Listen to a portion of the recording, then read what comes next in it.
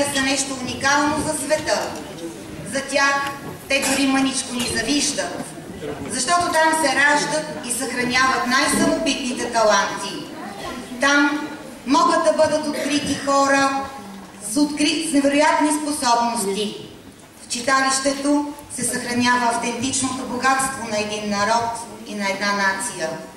Това ние беличани го правим вече 130 години. 130 години просветителски кръжок Зора. 130 години читалищна дейност в Белица. 130 години това културно светилище е пазител на българската духовност, образователен и информационен център, школа за родолюбие. Автентичен фолклор, изворни песни и танци. Песни и танци в оригинален стил. Библиотеки, изпълнени с 1000 тома литература. Клубове по интереси, информационен и образователен инкубатор. Притегателен център за публични дейности, стимулиращ новопоявилите се таланти. Посредник между властите и гражданите. Легитимен представител на груповия интерес. Важна роля на читалището е да съхрани достиженията на беличени и да определи достойно място в културния живот на местно, национално и международно ниво. Поколения наред, читалището в Белица е символ на народната памет и силния дух. Затова е успяло и през трудни времена до днес да сплоти хората и да превърне традициите в символ на вековна мъдрост. Дами и господа, честит празник на всички вас! Честита юбилейна годишнина! С голямо удоволствие обявявам гостите на днешното събитие. Тук са кметът на община Белица, господин Радослав Ревански,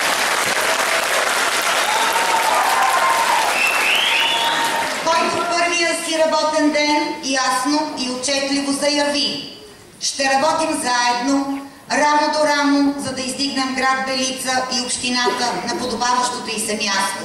Ще бъдем съпричастни както към проблемите, така и към успехите ни, защото читалищата в общината са създадени за да служат на хората. Сред нас са председателят на Общински съвет Белица Ахмет Ахмет и Общински съветник. Тук са лидерите на политически партии в община Белица: господин Иван Стойчев, господин Христо Дунков, господин Иван Андреев, господин Георги Сърбинов, господин Иван Юргенов, господин Веселин Веселинов, ръководители на фирми, лекари, директори на училища, учители, бивши и настоящи самодейци и читалищни приятели. Сред нас са и гостите от Велинград, Иван и Йорданка Казалиеви, донесли духовно професионално, вокално-инструментално и индивидуално пеене на детско-юношеска вокално-инструментална школа Звънче, с авторската музика и песен на Иван Казалиев, завоювали златни и сребърни медали, 8 гран-прита от България и чужбина. Преди няколко дни те се завърнаха от Обединените арабски емирства, Дубай и Абу Даби, където изнесоха поредица от концерти по повод 44 години от създаването на Обединените арабски емирства. Тази вечер ще имаме възможността да ги видим и ние. Сред нас са семейство Пищолски, спечелили формата пеещи семейства в шоуто на Слави през 2014 година. Милена Пищолска е дългогодишна солистка на фолклорен ансамбъл Пирин. Тя и нейните синове, музикалните близнаци, ще участват в днешния концерт. Тук са самодейните творчески колективи при читалище Георги Тодоров 1885 град Белица, читалище Пробуда 2011 село Бабя Всички тях ще видиме в юбилейния концерт тази вечер. А сега, дами и господа, давам думата на кмета на община Белица, Радослав Ревански, за приветствие от 130 години читалищна дейност Белица.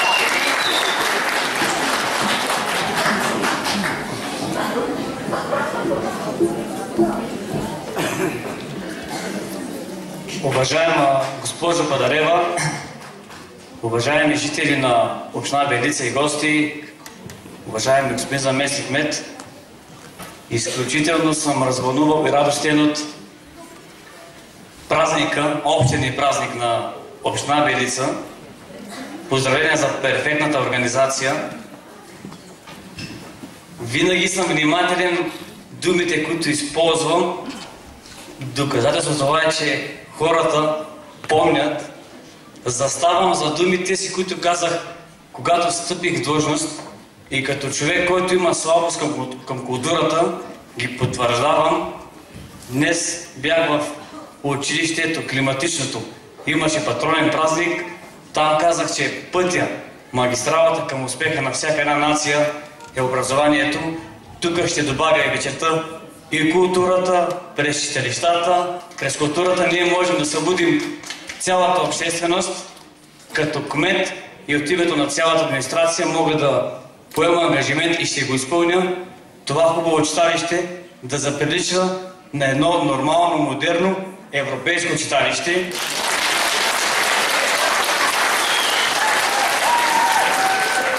Също така и за читалищата по селата. Ще подкрепяме всички наши таланти. Казвам го най-отговорно. Всеки човек, независимо с какво се занимава, жител на община Белица, който със своя талант, със своя труд ще помогне, ще да прославим Белица, а Белица е град с вековна история, ще получава моята безрезервна подкрепа, за да може заедно да живеем тук по-добре и да прославяме Белица. Чета, знание, мъдрост и родолюбие. Обръщам се към младите хора да четем, да се трудим, към нашите майки и бащи да им дават акъл и мъдрост и заедно да се обичаме нашата родина България. Благодаря ви.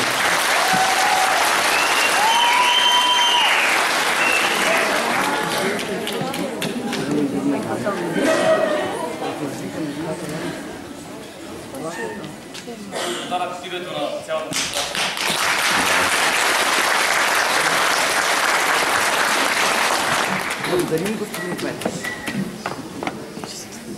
Поздравителен адрес от Фондация Българска памет. Уважаема госпожо Падарева и читалищни дейци, за мен е удоволствие и особена чест да ви поздравя по повод 130 годишния юбилей на Народно читалище Георги Тодоров, град Белица. Високо ценя избора ви да посветите професионалния си живот на мисията за съхраняване на българското културно наследство, националния дух и фолклорно богатство.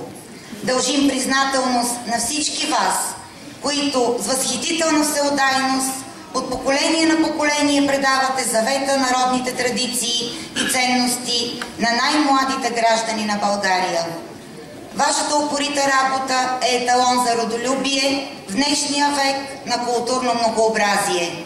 Желая на вас и всички ваши сътрудници много творческа енергия и успехи в благородното читалищно дело. Бъдете активни, съхранявайте българската памет и развивайте мащаба на вашата родолюбива дейност. Честит юбилей! Доктор Милен Врабевски, председател на Фондация Българска памет. Давам думата на председателя на читалищното настоятелство, госпожа Гергана Кокорешкова, за юбилеен доклад.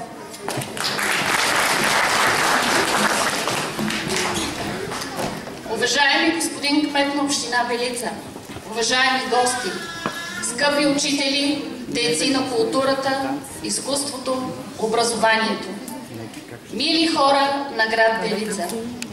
Българското читалище възниква през втората половина на 9 век като последен културен етап от духовното възраждане на българина. Новата светска институция е призвана да внесе европейската култура в българския дом, чрез обществената си библиотека, публичните сказки и магията на театъра. Първото българско читалище в България е основано през 1856 година в Свищов, а едно от първите читалища в Благоевградска област е нашето читалище. То започва своята културна и просветителска дейност през 1885 година с създаването на просветителския кръжок «Зора». Искрата се запалва от свещеника Константин Заев и учителя Лука Поп Теофилов, за да се развива на базата на социално-икономическия, обществено-политическия, просветния и културен живот на тогавашното село Белица. С книгите, донесени от свободна България от ополченците на Белица, се полагат основите на просветителския кръжок. Цели 130 години читалището винаги е било един от центровете на духовното израстване на Белица. Няма у нас, и не само у нас, друга обществена народна организация с такова многолетно съществуване и народополезна дейност, всенародна признателност, а в най-новата ни история призната и подкрепена от Съвета на Европа и ЮНЕСКО. Юбилейните 130 години от създаването на просветителския кръжок «Зора» е дело на бележити личности, дело от създаването на широко достъпната обществена читалищна библиотека, предлагана на хората от Белица и близките до нея населени места от литература, малко по-късно театър, певчески, инструментални, фолклорни групи, изобразително изкуство, родинознание, краезнание, музейно дело, танцово изкуство и така, стъпка по стъпка до днес. Затова с огромно вълнение, скъпи беличани, ви поздравявам! Честит празник! Честит 130 годишен юбилей от създаване на просветителски кръжок «Зора». Честит юбилейен празник и на читалище Георги Тодоров 1885. Честит празник на всички вас, създателите, ценителите и разпространителите на българската духовност. Уважаеми дами и господа, днес ние не само изразяваме своята почит към делото на първоположниците на читалищното дело в Белица. Днес се обръщаме към всичко извисено, създадено от много наши предци в нелекия им път през дългите 130 години. Днес задължително трябва да си припомним и датата 16 август 1908 година, когато след кратко прекъсване дейността на просветителския кръжок «Зора», Георги Тодоров Расолов, Владимир Николов, Васил Поптомов, Георги Ковачев, Георги Белов и други будни беличени се заемат с възстановяването му. Никола Алексиев, ученик в Самоковската гимназия, донася отпечатания устав на новото читалище от Самоков. За него с пръв председател е избран Георги Тодоров, чието име читалището носи и днес. За всички нас е важно да отбележим достойното място на нашето читалище, изготвен от регионален експертно-консултативен център към Министерството на културата, намиращ се и днес в сайта на областната администрация, където пише: Народно читалище Георги Тодоров, 1885, град Белица, едно от най-активните читалища в област Благоевград. Дейността си съчетава проявите на художествена самодейност с множество поети и изпълнени ангажименти по отношение на устойчивото развитие на общината, наличието на зала, в която се помещава туристически информационен център и сграда за музейна сбирка. Читалище Георги Тодоров, град Белица, развива и активна проектна дейност. Трябва да се отбележи и доброто сътрудничество на читалището с администрацията и неправителствените организации.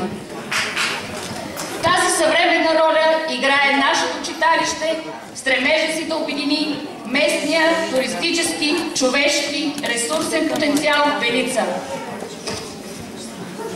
Скъпи гости, уважаеми съграждани, тук е мястото да отбележа, че без заряд и всеотдайност на талантливите самодейци, без желанието и таланта на децата и младежите на Белица, Народно читалище Георги Тодоров 1885 трудно би се четало и вплело в себе си толкова богатата си и разнообразна дейност.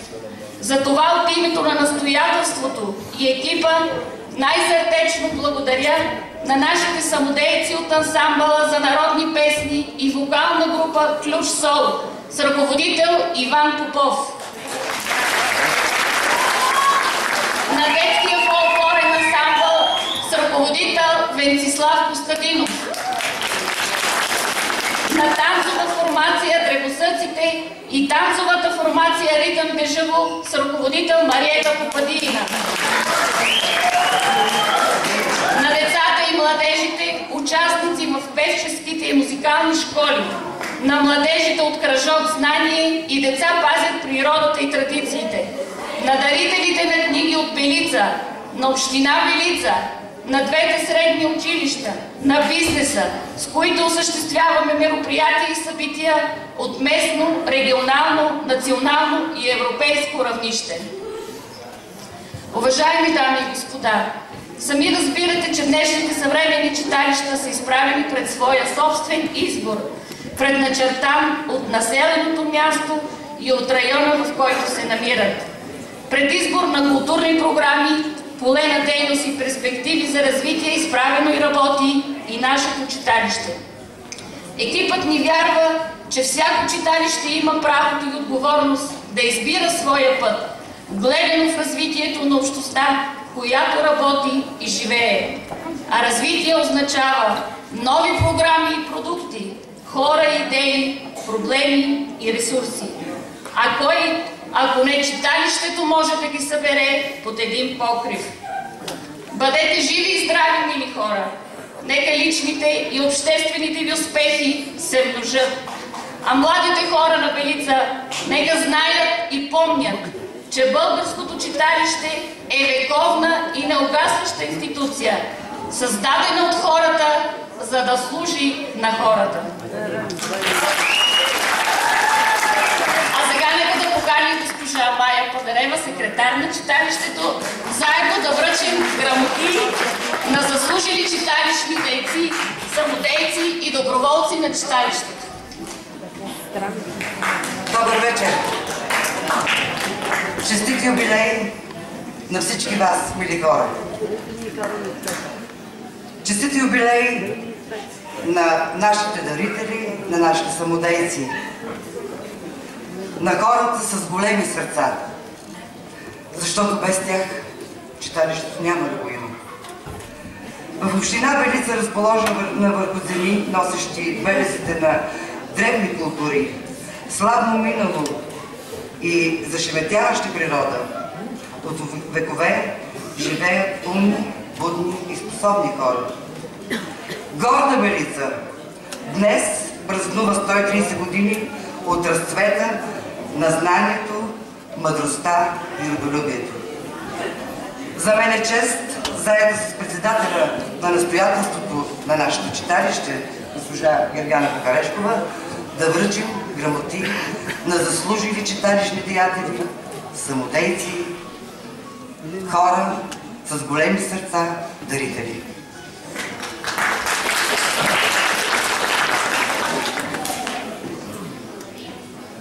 Асен Барабунов, тук ли е?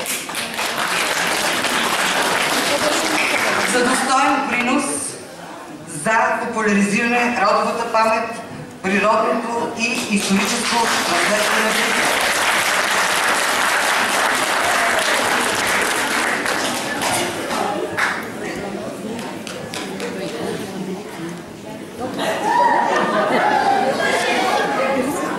Димитър Василев Долев, тук ли е?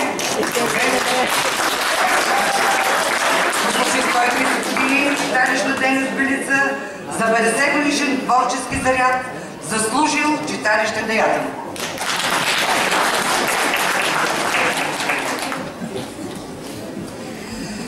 Юбилейна грамота, разбира се, или на женския клуб на пенсионера.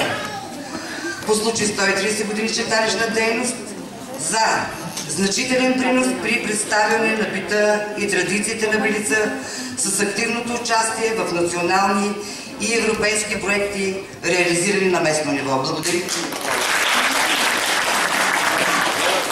Янка Фактова дали е тук? Като председател на женския клуб. Юбилейна грамота получава и Пенка Иванова Попова за цялостен принос в подпомагане дейността на читалището като директор на средно образователно училище Свети Кирил и Методий, град Белица. Пенка Попова. Госпожа Фанка Къшева за принос в подпомагане дейността на читалището като директор на гимназия Никола Вапцаров, град Белица.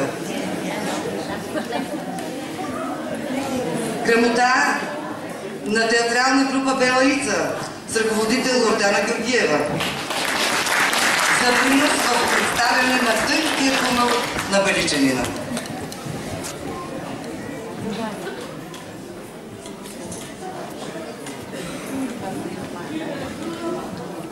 Юбилейна грамота получава и Николай Маринов Манчев за достоен принос в подпомагане дейността на читалището като хореограф и ръководител на танцова формация Рилски Берги.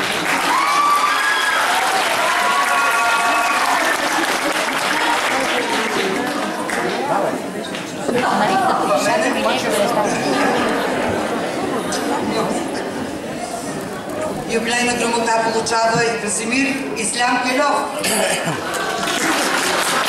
за 10 годишна съвместна творческа дейност за популяризиране на туризма. Заслужил доброволец.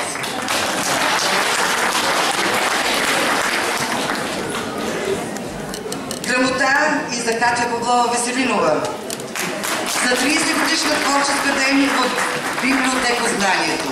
Заслужил така. Особено ми е приятно.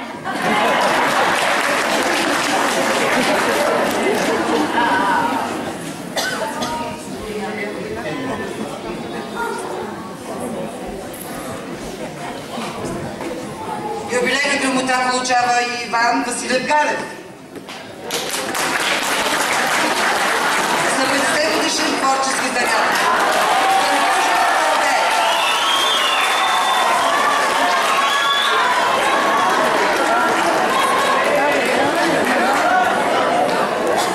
Юбилейна грамота получава Иван Славев Попов за 45 годишна творческа дейност на попрището читалище.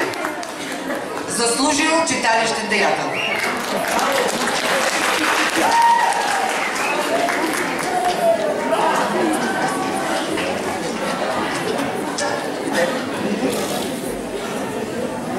Грамота за Янка Пенчова за 50 годишен творчески заряд. Заслужен самодеец.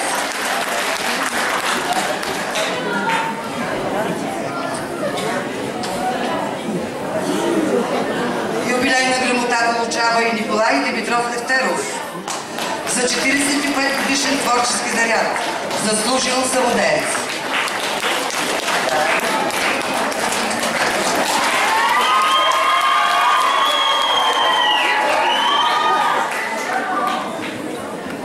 Юбилейна грамота получават и самодейците от фолклорен оркестър за цялостен принос в художествената самодейност и любителското творчество. Заслужили музиканти и самодейци.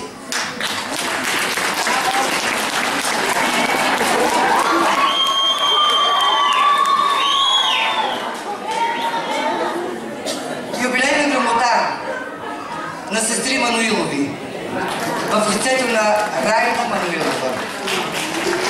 Предлагам с едноминутно мълчание да почетем паметта на Верка Мануилова.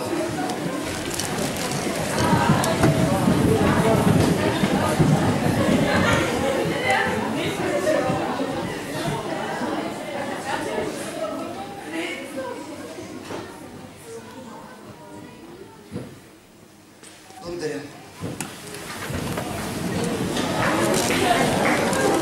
Райна Мануилова има специална покана, тук ли е? За 60 годишен творчески заряд и принос в автентичния фолклор на Белица. Заслужили самодейци. Юбилейна грамота на самодейците от мъжка фолклорна група за цялостен принос в художествената самодейност и любителското творчество. Заслужили самодейци. И последната юбилейна грамота е за самодейците от женската фолклорна група за цялостен принос в художествената самодейност и любителското творчество. Заслужили самодейци. Благодаря. А сега да продължим нататък по сценарий.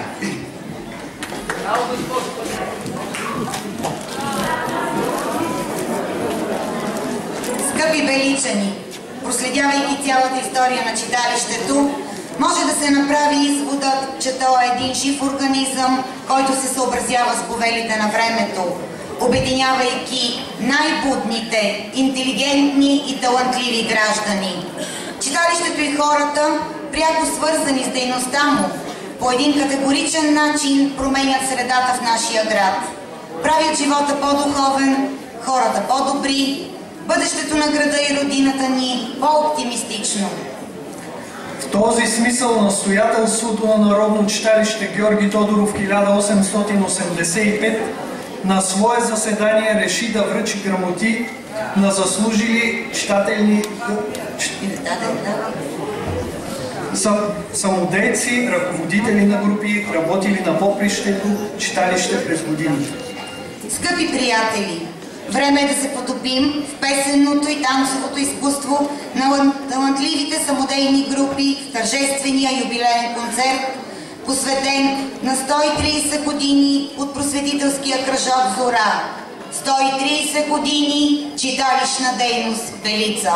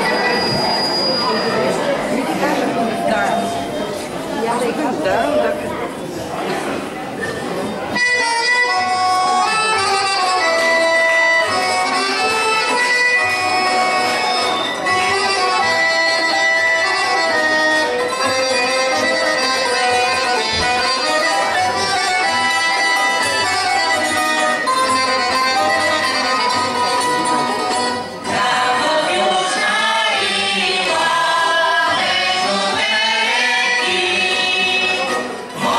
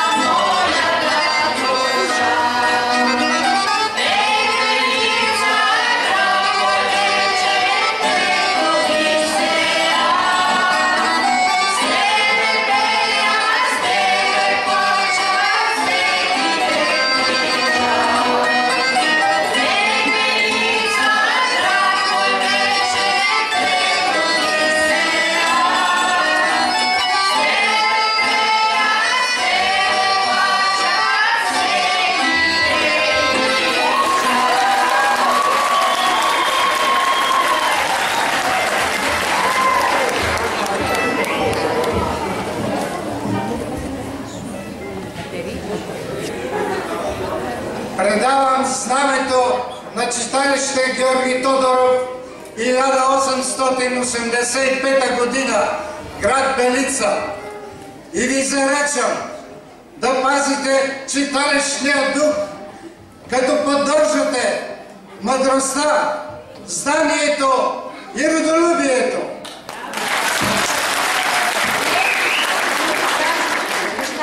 Ние, младите хора, да поддържаме